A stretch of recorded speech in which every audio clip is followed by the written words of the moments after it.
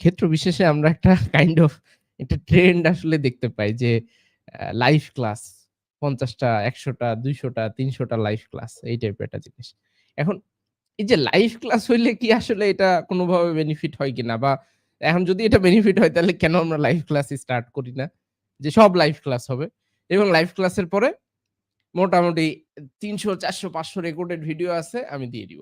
এখন সেই recorded video আবার কত সালে রেকর্ড হইছে এটা নোবডি নোস।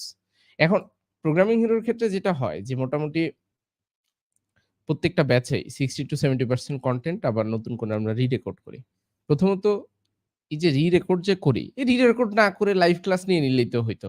রি-রেকর্ড প্রত্যেকবার আপনি কেন করেন? সেই প্রত্যেকবার রি-রেকর্ড করতে যেয়ে আপনারও প্রচুর পরিমাণে প্যারা হয়।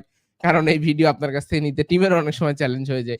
কেন এই প্যারার মধ্যে ঢুকেন? রেদার আপনি জাস্ট ক্যামেরাটা খুলে কেন লাইভ ক্লাস নেন না আরকি? মানে এটার ফিলোসফিটা কি যদি বলতেন?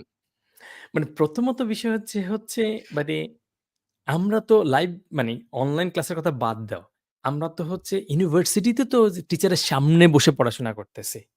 লাইভ ক্লাসের মধ্যে আমরা ইন পারসন বসে আছি। তারপর আমরা কতজন শিখতেছি? আমরা ক্লাসের যতগুলো সাবজেক্টে আমরা আসলে ক্লাসের স্যারের সামনে, বাইরেও না, বাসায়ও না যে আমি আসলে লাইভ ক্লাসের মধ্যে হচ্ছে তোমার 90% পোলাপাইন হচ্ছে ক্যামেরা অফ থাকে। সে যে কোথায় কি করতেছে না করতে জানে না। সে এখানে অ্যাটেন্ড দিয়ে হচ্ছে ঘুমায়ে পড়ে আছে, নাকি চলে গেছে না কি করতেছে এটা সে জানে না। অথবা লাইভ ক্লাসের ভিতরে তার হয়তো একটা রিং বেজে উঠছে। অথবা হয়তো বাসা থেকে ডাকছে, "এই খাইতে আয়।" "না আমি এখন খাবো না, ক্লাসের পরে খাবো।" এর ভিতরে স্যার হয়তো হুক নিয়ে কিছু একটা বলে দিছে। এখন সে বুঝতেছে না যে স্যারের পরবর্তী যে ১ ঘন্টা যে আমি শুনতেছি স্যার যে এখানে কি বলছে এটা আমি একটু ১ মিনিট পিছনে গিয়েও দেখতে পারতেছি না। সো লাইভ ক্লাসটা অপটিমাম না। দেয়ার আর ৫-৬ ডিফারেন্ট রিজন। নাম্বার 1 রিজন হচ্ছে ধরো বাংলাদেশে, ধরো হচ্ছে ইলেকট্রিসিটি, ইন্টারনেট। এখন তুমি লাইভ আছে, ধরো এই যে লাইভটা, এইটা ধরো হচ্ছে আজকে অনেকে একজন এসে একটু কিছু না কমেন্ট দিছে, "আচ্ছা আমি জয়েন করতে দেরি করে ফেলছি।"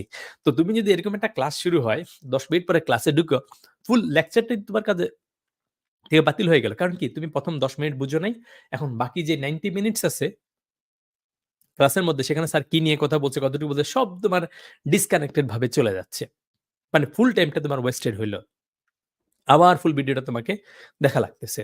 আবার তোমার লাইভ ক্লাসের ভিতরে তোমার যত হচ্ছে তুমি তোমার সারাদিনের টাইমটাকে অপটিমাইজ করে উঠতে পারতেছ না।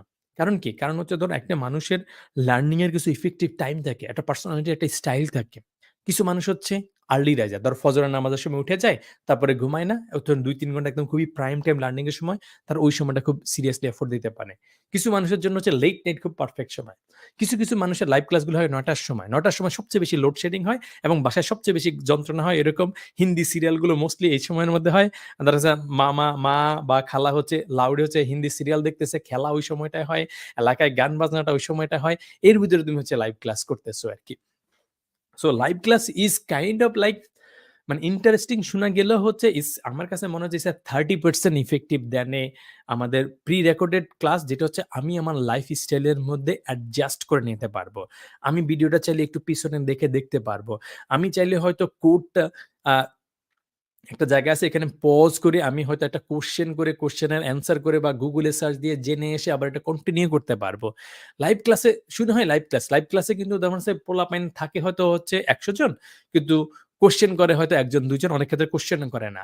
আবার শুরুর দিকে দেখা যায় জয়েন করে ১০০ জন, ১ মাস পরে আছে হচ্ছে ১৫ জন, ২ মাস পরে আছে যে টিচার, আর টিচারের হয়তো স্পেশাল একজন হচ্ছে অ্যাসিস্ট্যান্ট ওখানে বসে রয়েছে, আর কেউ নাই আরকি।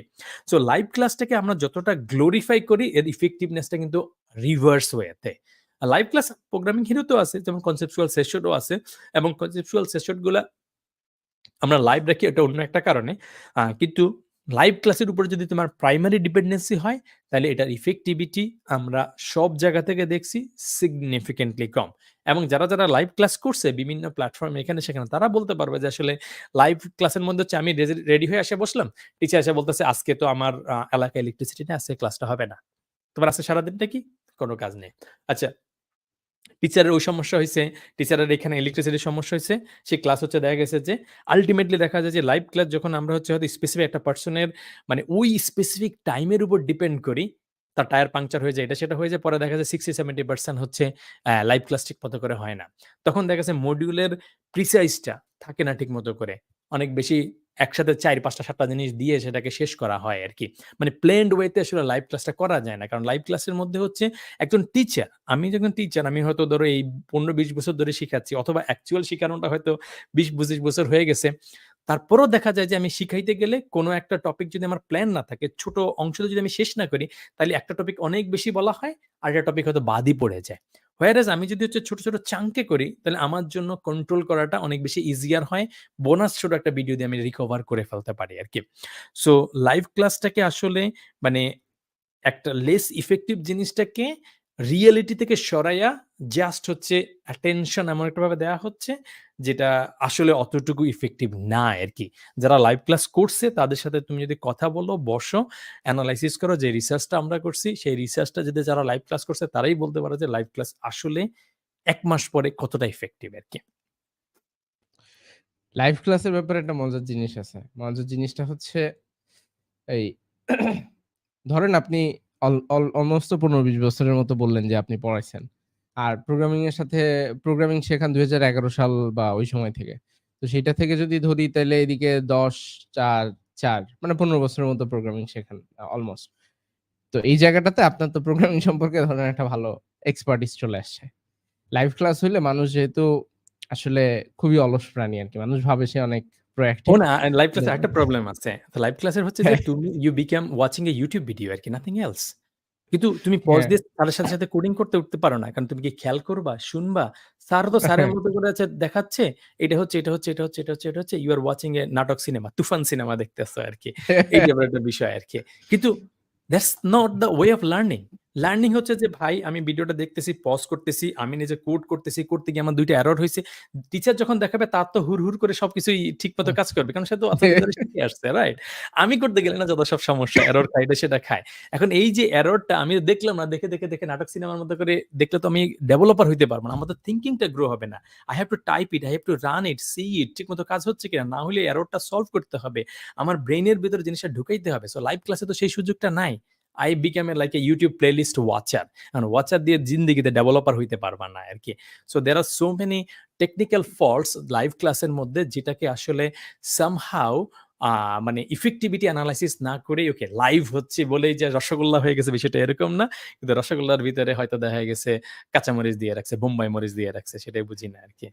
না, না এখানে তো লাইভ ক্লাসের মধ্যে একটা রসগোল্লা আছে যেটা ১ম ১ মাস খুব মজা লাগে। সেটা হইতেছে লাইভ ক্লাসের মধ্যে প্রত্যেকদিন ঝংকার মাহবুবকে দেখা যাবে।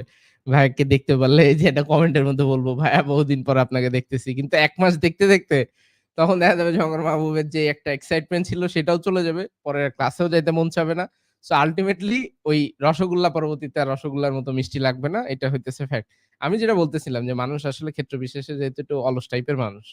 তো ঘটনা যেটা ঘটে যেমন আমি আগে যখন ইউনিভার্সিটি গুলোতে কথাবার্তা বলতে যাইতাম, আমি কিন্তু ধরেন আগের দিন রাতে বসে প্রিপারেশন নিয়ে কি করব না করব, কি বলব না বলব বিভিন্ন ধরনের জিনিসপত্র।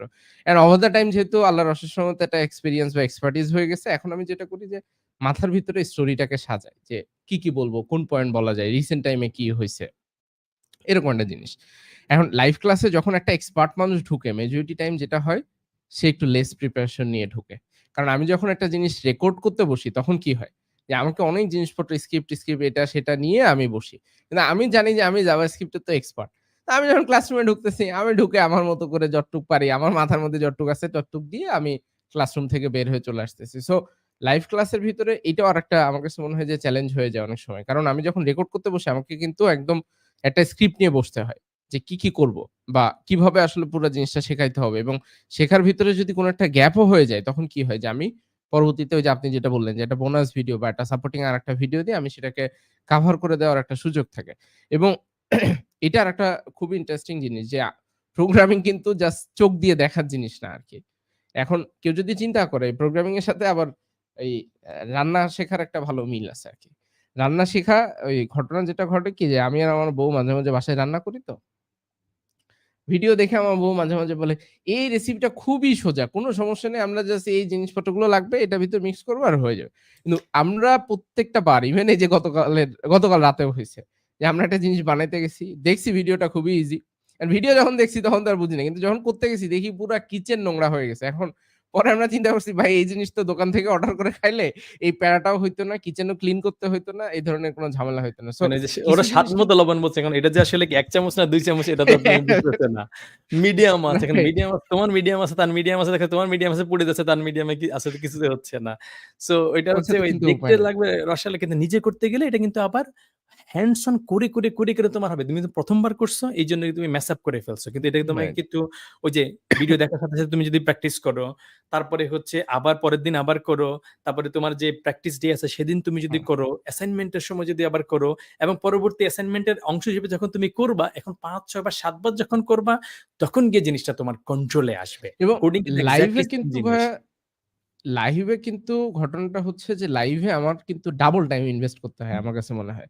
প্রথমত লাইভে ১ম এ আমাকে ঝংকার ভাইকে বসে ২ ঘন্টা দেখতে হয় ঝংকার ভাইয়ের সুন্দর ফেসটা। ভাই এত সুন্দর করে কথা বলতেছে। এর পরবর্তীতে আমাকে আবার বসতে হয় ঝংকার ভাইয়ের ওই লাইভটা তো রেকর্ড হইছে। রেকর্ড হয়ে প্ল্যাটফর্মের মধ্যে আপলোড হইছে। এবার বসে, বসে ২ ঘন্টা দেখি আর প্র্যাকটিস করি। তার মানে ১ম এ ২ ঘন্টা একবার টাইম স্পেন্ড করলাম। আবার সেম জিনিস আমাকে রিওয়াইন্ড করে দেখে, দেখে সেটাকে প্র্যাকটিস করতে হয়। হোয়ারএজ আমাকে যদি শুরুতে এটা একটা প্রি রেকর্ডেড অবস্থাতে থাকতো আমি কি হইতো? আমি দেখতেছি, অল্প একটু পার্ট দেখছি। আচ্ছা ঠিক আছে এখন একটু প্র্যাকটিস করি। প্র্যাকটিস করলাম, আবার একটু দেখতেছি। কিন্তু ক্লাসরুমের মধ্যে তো এটা করার সুযোগ নাই।